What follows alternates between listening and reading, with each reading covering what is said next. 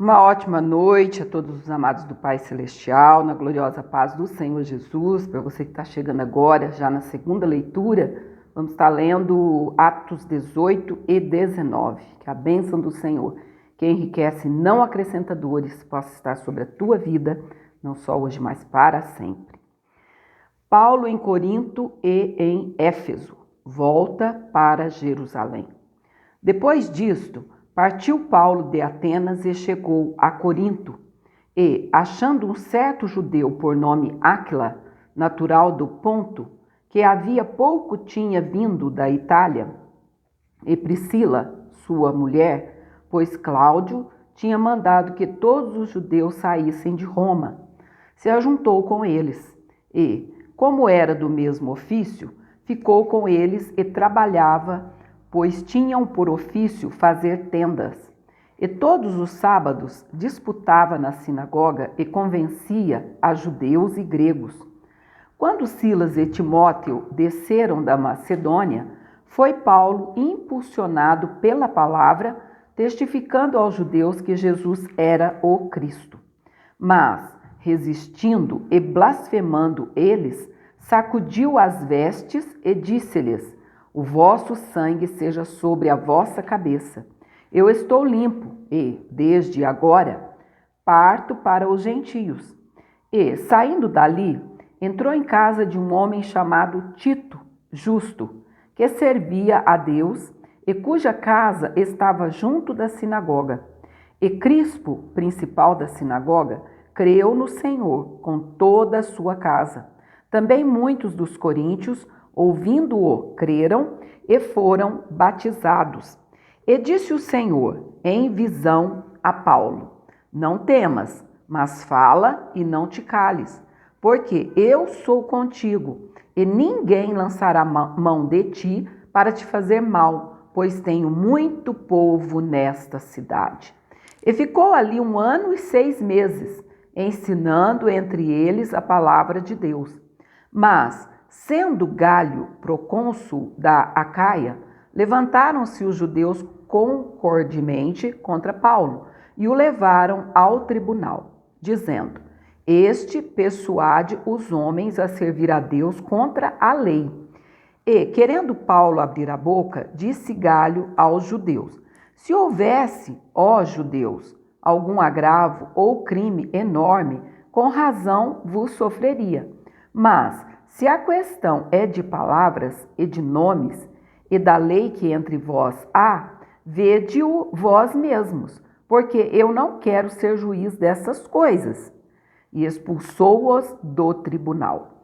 Então, todos agarraram Sóstenes, principal da sinagoga, e o feriram diante do tribunal. Porém, a Galho, nada destas coisas o incomodava.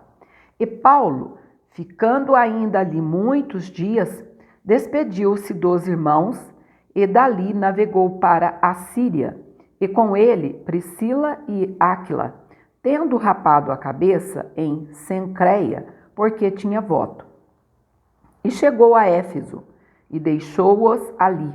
Mas ele, entrando na sinagoga, disputava com os judeus, e rogando-lhe eles que ficasse por mais algum tempo, não conveio nisso. Antes se despediu deles, dizendo: querendo Deus, outra vez voltarei a vós.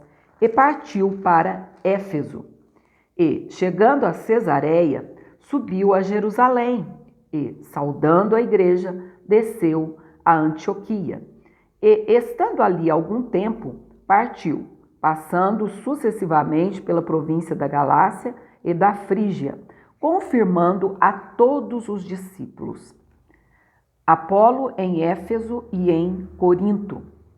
E chegou a Éfeso um certo judeu chamado Apolo, natural de Alexandria, varão eloquente, poderoso nas Escrituras. Este era instruído no caminho do Senhor e, fervoroso de espírito, falava e ensinava diligentemente as coisas do Senhor, conhecendo somente o batismo de João. Ele começou a falar ousadamente na sinagoga. Quando o ouviram, Priscila e Áquila, o levaram consigo e lhe declararam mais pontualmente o caminho de Deus. Querendo ele passar a Acaia, o animaram os irmãos e escreveram aos discípulos que o recebessem, o qual, tendo chegado, aproveitou muito aos que, pela graça, criam, porque com grande veemência convencia publicamente os judeus, mostrando pelas Escrituras que Jesus era o Cristo. Terminamos então aqui o capítulo 18, agora vamos para o capítulo 19, que tem como cabeçalho a terceira viagem missionária de Paulo. Paulo prega o evangelho em Éfeso, tumulto excitado por Demétrio. E sucedeu que, enquanto Apolo estava em Corinto, Paulo, tendo passado por todas as regiões superiores, chegou a Éfeso e, achando ali alguns discípulos, disse-lhes: Recebestes vós já o Espírito Santo quando crestes? E eles disseram-lhe: Nós nem ainda ouvimos que haja Espírito Santo. Perguntou-lhes então: Em que sois batizados então? E eles disseram: No batismo de João. Mas Paulo disse: Certamente João batizou com o batismo do arrependimento, dizendo ao povo que cresce no que após ele havia de vir, isto é, em Jesus Cristo. E os que ouviram foram batizados em nome do Senhor Jesus. E impondo-lhes Paulo as mãos, veio sobre eles o Espírito Santo, e falavam línguas e profetizavam. Estes eram, ao todo, uns 12 varões. E, entrando na sinagoga, falou ousadamente por espaço de 3 meses, disputando e persuadindo-os acerca do reino de Deus. Mas, como alguns deles se endurecessem e não obedecessem, falando mal do caminho perante a multidão, retirou-se deles e separou os discípulos, disputando todos os dias na escola de um certo tirano. E durou isso por espaço de 2 anos, de tal maneira que todos que habitavam na Ásia ouviram a palavra do Senhor Jesus, tanto judeus como gregos. E Deus, pelas mãos de Paulo, fazia maravilhas extraordinárias, de sorte que até os lenços e aventais se levavam do seu corpo aos enfermos, e as enfermidades fugiam deles. E os espíritos malignos saíam, e alguns dos exorcistas, judeus, ambulantes, tentavam invocar o nome do Senhor Jesus sobre os que tinham espíritos malignos, dizendo: Esconjuro-vos por Jesus, a quem Paulo prega. Os que faziam isto eram 7 filhos de Seva, judeu, principal dos sacerdotes. Respondendo, porém, o espírito maligno disse: Conheço a Jesus, e bem sei quem é Paulo, mas vós, quem sois? E, saltando neles, o homem que tinha o espírito maligno, e assenhoreando-se de 2, pôde mais do que eles, de tal maneira que, nus e feridos, fugiram daquela casa. E foi isto notório a todos os que habitavam em Éfeso, tanto judeus como gregos, e caiu temor sobre todos eles, e o nome do Senhor Jesus era engrandecido. Muitos dos que tinham crido vinham confessando e publicando os seus feitos. Também muitos dos que seguiam artes mágicas trouxeram os seus livros e os queimaram na presença de todos e, feita a conta do seu preço, acharam que montava a 50.000 peças de prata. Assim, a palavra do Senhor crescia poderosamente e prevalecia. E, cumpridas estas coisas, Paulo propôs em espírito ir a Jerusalém, passando pela Macedônia e pela Acaia, dizendo: Depois que houver estado ali, importa-me ver também Roma. E, enviando à Macedônia 2 daqueles que o serviam, Timóteo e Erasto, ficou ele por algum tempo na Ásia. Naquele mesmo tempo, houve um não pequeno alvoroço acerca do caminho, porque um certo ourives da prata, por nome Demétrio, que fazia de prata nichos de Diana, dava não pouco lucro aos artífices, aos quais, havendo-os ajuntado com os oficiais de obras semelhantes, disse: varões, vós bem sabeis que deste ofício temos a nossa prosperidade.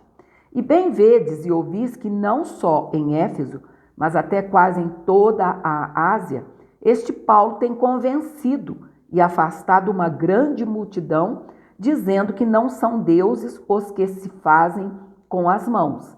Não somente há o perigo de que a nossa profissão caia em descrédito, mas também de que o próprio templo da grande deusa Diana seja estimado em nada, vindo a majestade daquela que toda a Ásia e o mundo veneram a ser destruída.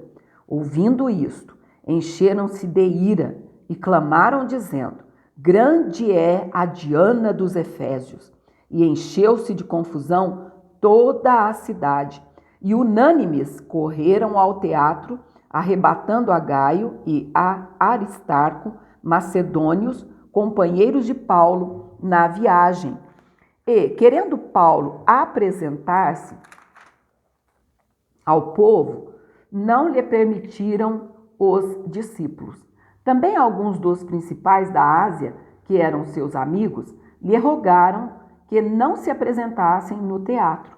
Uns, pois, clamavam de uma maneira, outros de outra, porque o ajuntamento era confuso, e os mais deles não sabiam por que causa se tinham ajuntado. Então tiraram Alexandre dentre a multidão, impelindo-o, os judeus, para diante. E Alexandre, acenando com a mão, queria dar razão disto ao povo. Mas, quando conheceram que era judeu, todos, unanimemente, levantaram a voz, clamando por espaço de quase 2 horas: grande é a Diana dos Efésios.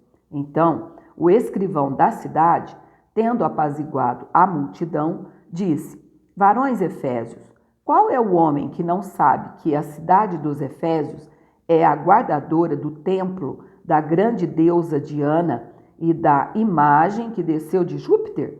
Ora, não podendo isto ser contraditado, convém que vos aplaqueis e nada façais temerariamente. Porque estes homens que aqui trouxestes nem são sacrilégios, nem blasfemam da vossa deusa. Mas, se Demétrio e os artífices que estão com ele têm alguma coisa contra alguém, há audiências e há procônsules que se acusem uns aos outros.